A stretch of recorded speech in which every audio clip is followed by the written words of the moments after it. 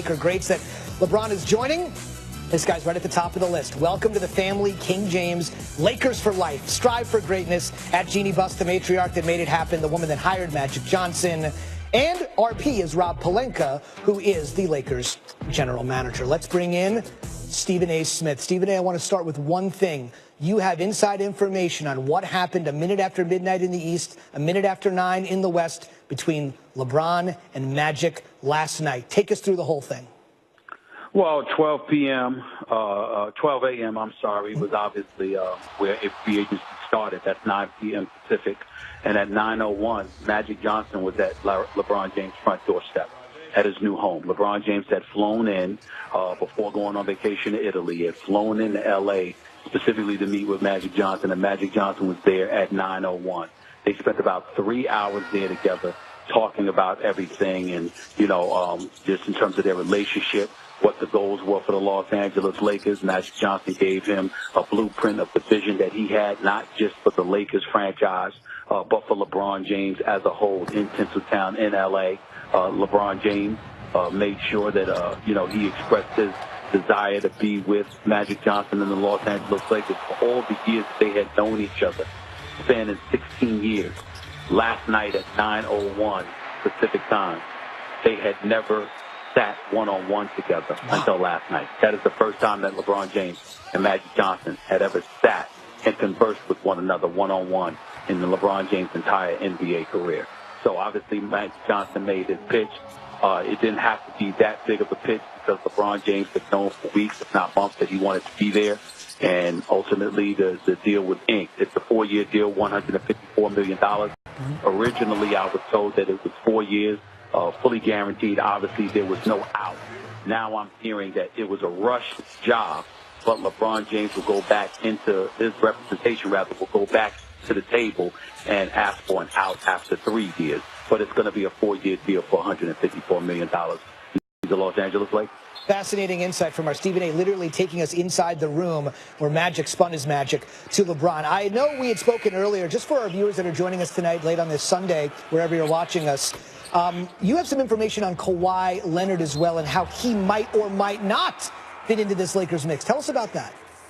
Well, the Lakers have already been on the phone with R.C. Buford 2 times, general manager for the San Antonio Spurs, twice today, and I was told that a third time was possible this evening. What you have is a situation where the Lakers want Kawhi Leonard. They know that Kawhi Leonard wants to come to Los Angeles because Kawhi Leonard, through his people, have made it very, very clear he wants to be a Los Angeles Laker, and he wants to be a Los Angeles Laker now. The Lakers have made it very clear they're not willing to give up the farm. The San Antonio Spurs have made it very clear they're asking for the farm. What the San Antonio Spurs want, they want Kuzma, they want Ingram, they want about 3 picks, etc. And the Los Angeles Lakers have said, hell no. They're not giving up Kuzma. He's untouchable. They're not giving up that many picks. Anything else, it has to be, it just has to be the right deal. Now, in the case of the Los Angeles Lakers, their belief is they have some leverage because they can stand pat since LeBron James has signed beyond 1 year. They can stand pat and simply wait until Kawhi Leonard is a free agent next summer and he comes to Los Angeles because that's where he wants to be. Plus, because Kawhi Leonard has made his intentions clear, anybody else that gets involved with trade talk for Kawhi Leonard has essentially been pigeonholed because you're getting a player for a 1-year rental. That's obviously something that San Antonio would prefer not, a position they would prefer not to be in. Nevertheless, that's the situation right now. Plus, I had a couple of executives inform me that do not rule out the possibility of Kawhi Leonard sitting out this upcoming season. Wow. Do I believe he would do that? No. But because he only played 9 games last year, because he was so offended by the players coming in San Antonio coming to him and questioning whether or not, or the legitimacy of his injury, rather, he was so offended by that, he could potentially give indications, rather, that, you know what, if you don't want to move me to L.A. now, the hell with it. I'm not coming back to San Antonio under any circumstances. So all of those things put the San Antonio Spurs in a very precarious position, and they're going to have to figure out how to act accordingly. But I'm told that the Los Angeles Lakers will probably give it till Monday or Tuesday at the latest, and then after that, they'll just prepare themselves to move on. Very interesting. Now, I got a piece of breaking news here, Stephen. What I'm going to tell you here is going to, I think, create a million memes, if not more. And I think we know the image we're talking about. We are reporting now, Stephen A., that Lance Stevenson has agreed to a deal to join the Lakers and now team up with LeBron James. What do you think about that? Well, that's hilarious. Number one. It is, right? Number two. Chances are he won't be blowing in LeBron James' ear this time, and if he was, LeBron James wouldn't mind. So it's one of those situations. Lance Stevenson is a guy that has excelled in Indiana, but nowhere else. But he's never played with the likes of LeBron James, so it's going to be real interesting to see him, Kentavious Caldwell-Pope, along with the rest of the crew that they have. Obviously, they're building something in Los Angeles, but it all gets ignited by LeBron James, because you're going to see a lot of people willing to come there now. No question about it. LeBron will bring people to the table, particularly those that want to be in championship form. Stephen A., hang tight. We're going to bring back in Michael Wilbon, because this Lance Stevenson story is just, frankly, too juicy and too hilarious, in the words of Stephen A. Okay, so we obviously know the history. Stephen A. mentioned it, the blown in the ear, all that stuff. So what do you make of it? Lance and LeBron together in Lakerland. I jokingly suggested it on PTI last week. Oh. Very jokingly. But, you know, there was a reason. We've seen this before. Again, let's not act like everything is so new. This will be a hilarious pairing. Yes. Predictable in this way. We've seen this with Michael Jordan and Dennis Rodman. Yeah. The notion that Dennis Rodman, who the Bulls absolutely found to be loathsome on every level, when he was beating them and then lost to them once, but beat them 3 times when the Detroit Bulls rivalry was just, you know, in full flower, the notion that Dennis Rodman could join Scottie Pippen and Michael Jordan after physical fights they had in the playoffs and play with them and try to win a championship, people just couldn't accept that. And, of course, it happened. And he played and he won 3 championship rings with those 2. So Lance Stevenson going to Los Angeles to play with LeBron, you know, what do? You co-opt the person who annoys you the most. And I'm sure that Lance Stevenson, while not having a lot of team success against LeBron James, has certainly annoyed him the most. How do you take that out of play?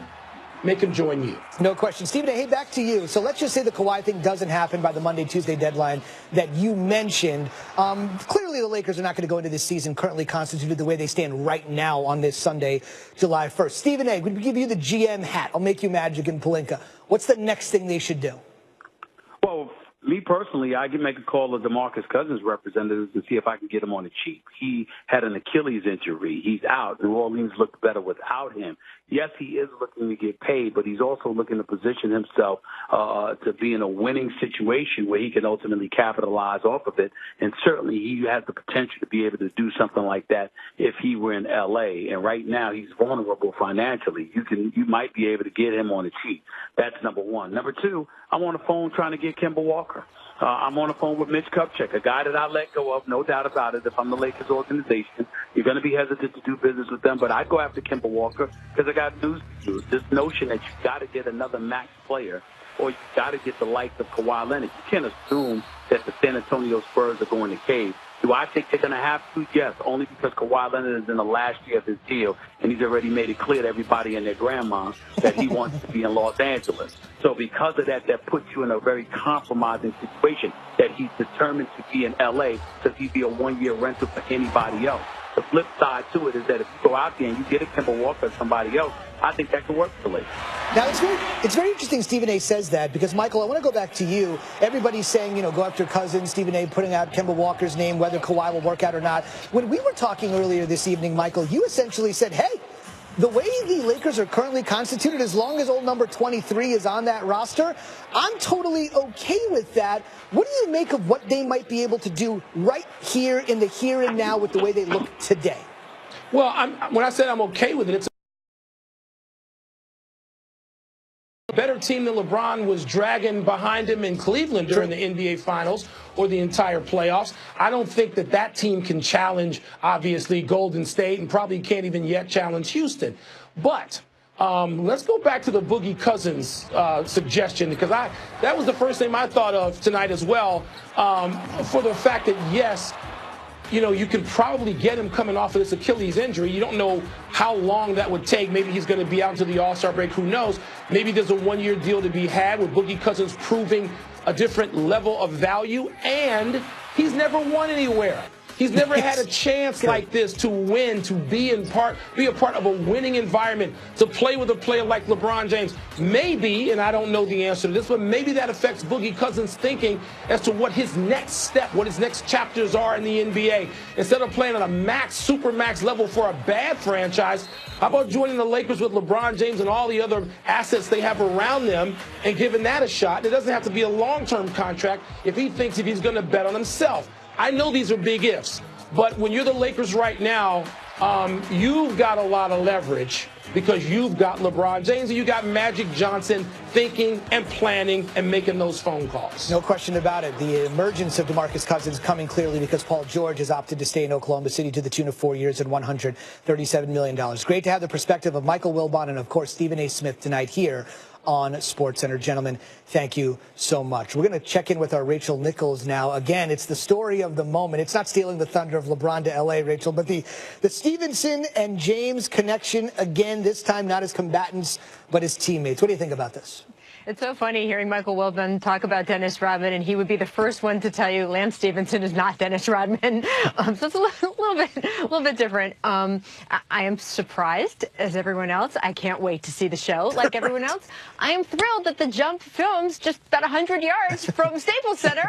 This is going to be great. I mean, we will see all the Western Conference in the NBA and really the whole NBA. Think about the Celtics-Lakers rivalry right now, Zubin, right? We have revived Kyrie Irving, Gordon Hayward, Jason Tatum, and the rest of the Celtics that we saw shine so much through the Eastern Conference playoffs against LeBron James, the guy he left behind in Cleveland, who is now going to be a Laker, and whoever else ends up joining them. And then, of course, the Golden State Warriors and the Houston Rockets watching them all saying, wait a minute, we're going to challenge the Warriors.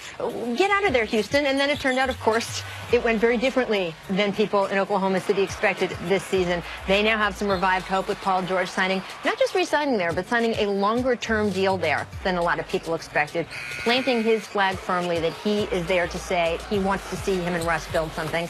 They expect to be challengers. I know he's not a household name with a lot of people, but Andre Roberson getting hurt on that team last year was a huge impact for them. And if he can stay healthy, Russ and PG can stay healthy. We'll see what happens with Carmelo Anthony.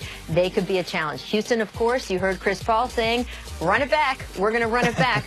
We'll have to see if they can do that. They still have Clint Capella's contract floating out there. We'll have to see what happens there. And they did lose Trevor Ariza, which is going to hurt them. Trevor signed with the Phoenix Suns. Chris Paul, obviously, also a year older. I like to say you never actually run it back in the NBA because everybody has aged a year.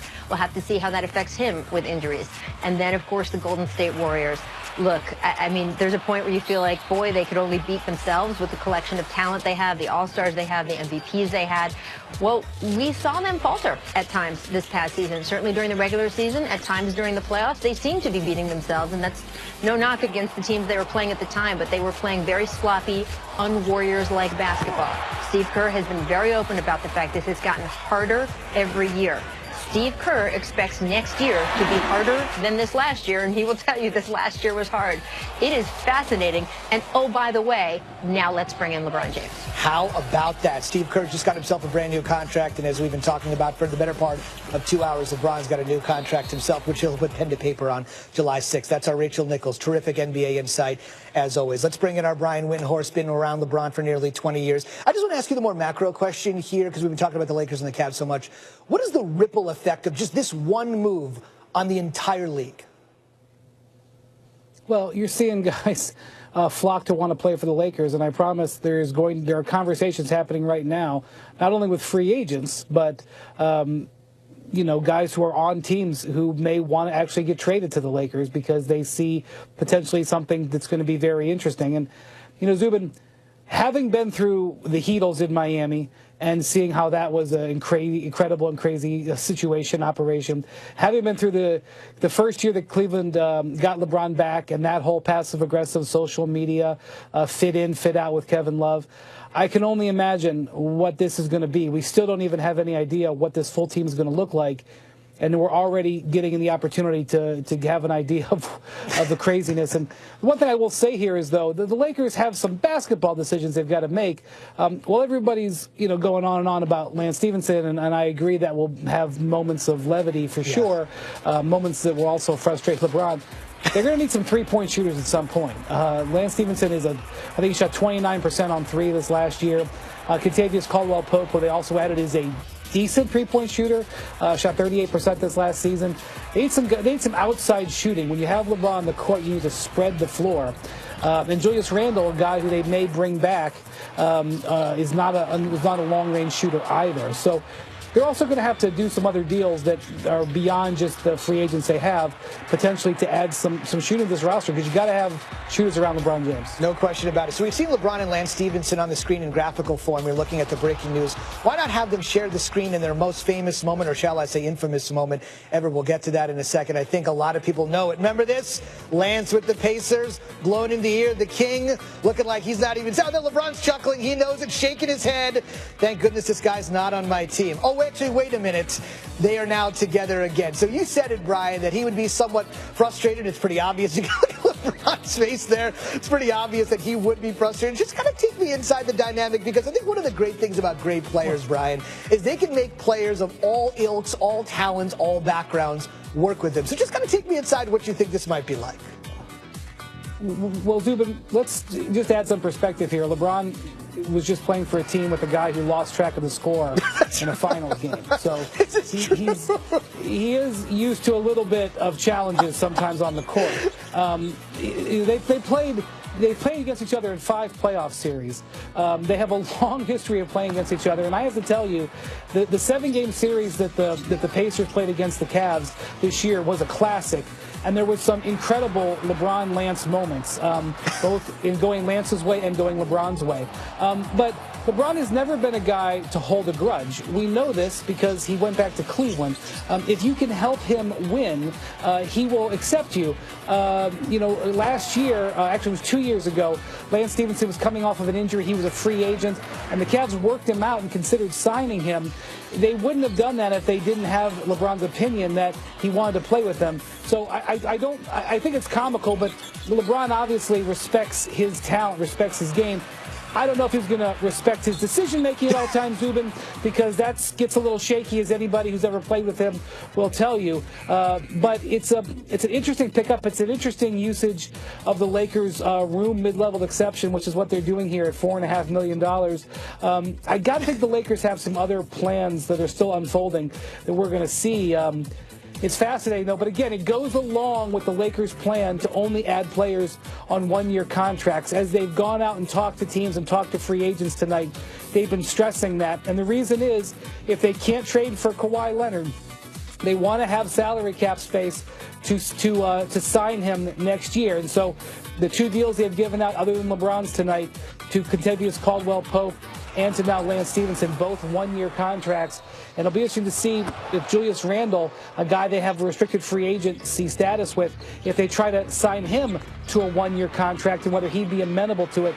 There's not a lot of space out there for him to sign with another team. So the Lakers are probably working the phones very, very hard right now as they go to assemble this roster. No question. It is a moment of levity, but you do bring up a very good point, which essentially is you got to look at it and say there's no way they'd bring Lance on if LeBron wasn't okay with it. And I must say something else, Zubin. Yeah. I must say something else. You know, and I just want to know, I'm just calculating all this in real time here. I wish I had all this put together. Yeah. It's not unreasonable to think that the Lakers would be able to use Luol Deng. This is a guy who they've been dreaming of getting rid of for a year, and they may end up having to waive him and stretch him and be able to use his salary cap space, and that may be what they do. But as I think about how this team's coming together, Luol Deng kind of fits. Now, he doesn't shoot well from the outside, but he is a two-way player. He hasn't played in a year. I'd kind of be interested if Luol Deng could help him. So these are all things that are on the board right now. No question about it. We're going to talk a little bit more about Luol Deng as I'm going to head over, Brian, thank you very much, with our Bobby Marks.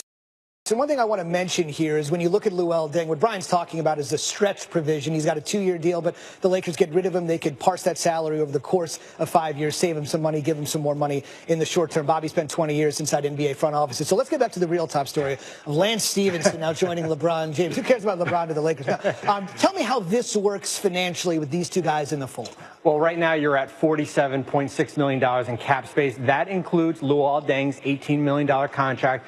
We are not going to use the stretch provision on him. We're going to leave him on the roster right now. As Brian said, maybe we can get something out of him this year. We still have the Julius Randle $12.4 million cap hold. You can exceed the cap and bring back Randle if you'd like. But as Brian mentioned, they are only targeting one-year deals. So is that a $20 million contract? Would Randle do that? Unlikely. Okay. So when we slide James in here, well, that's got to feel good for Laker fans seeing that right there. That gets you to $12.8 million.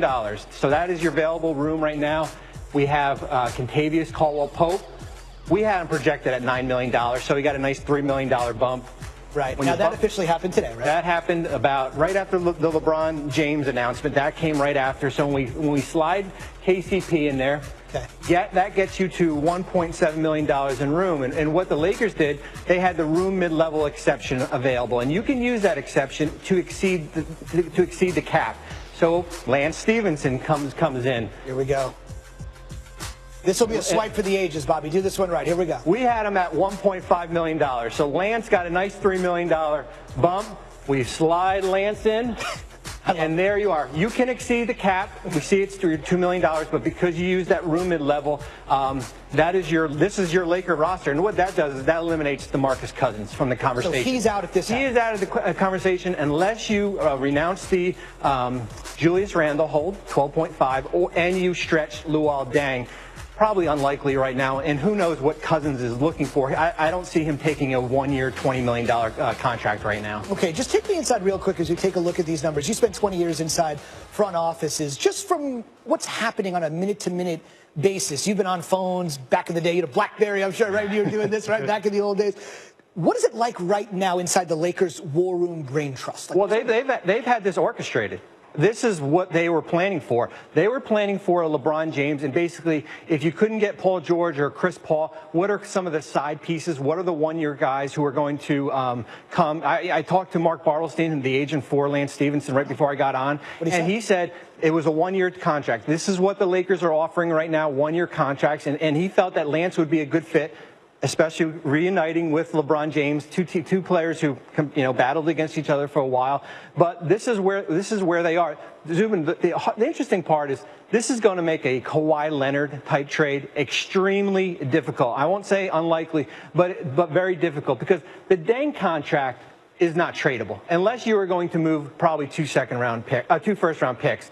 The Randall contract, he can't be traded unless he agrees it's a sign and trade. Now you're looking at Lonzo Ball, Kyle Kuzma, Brandon Ingram, Josh Hart, to try to get the money where Kawhi Leonard is. He's making $20 million. To get that to close to $17 million is very hard to do unless you want to clear the deck and trade all your young players right now. And that's even if the Spurs would even take those players back. It's a very salient point that Bobby makes. You got to think about this. Stephen A. Smith was on earlier tonight. He essentially said the Lakers are putting sort of an unofficial drawing a line in the sand. We're going to go on this Monday. We're going to work on Kawhi Tuesday. If not, we're moving on to somebody else. He's still in play, but as Bobby says, it's going to be extremely difficult to bring the SoCal kid from Riverside back home. Bobby, thank you so much. Let's take a look at the odds of this particular juncture as the Lakers are currently constituted at 7-2. So think about that. The Rockets nearly dethroned the Warriors without Chris Paul, and the Lakers with one move have zoomed past them. As Rachel said, the Lakers-Celtics rivalry now back in full bloom, both at 7-2. But what's most important at this very juncture, the Warriors can't be shaking in their boots. Vegas has them as a ridiculously overwhelming 10-11 to win the title. But as Bobby said, the Lakers may not be done. Amazing. Look at the Cavs down there at 500-1. They need a telescope to see LeBron and company at this point.